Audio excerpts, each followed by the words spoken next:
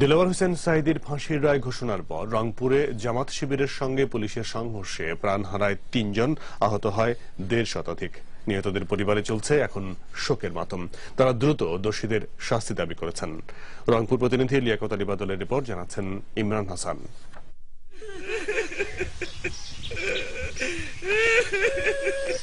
পুলিশের গুলিতে নিহত মিঠাপুকুর উপজেলার লতিফপুর পশ্চিমপাড়া গ্রামের সাদেকুলের বাড়িতে চলছে এখনো শোকের মাতম। তার মা সুলমা বেগম ও বাবা মোসাদ্দেক আলী সহ স্বজনরা এভাবেই তার কবরের পাশে বিলাপ করছেন প্রতিদিন।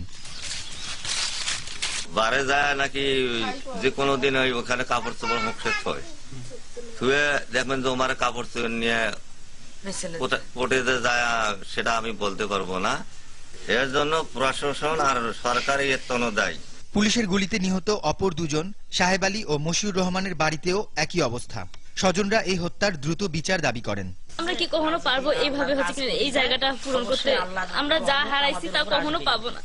হয়তোবা অনেকেই হচ্ছে কিনা নানা রকম ভাবে সহযোগিতা করতে পারবে, কিন্তু আব্বুর মতো ভালো কি কেউ আসতে পারবে?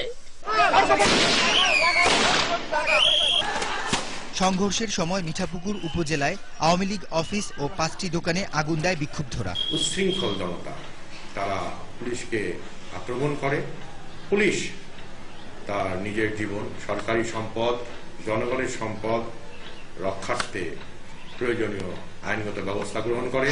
নিহত পরিবারদের ক্ষতিপূরণ প্রদান এবং অপরাধীদের দ্রুত আইনের আওতায় আনার দাবি করেছেন সব স্তরের মানুষ। Desk report, 21 television.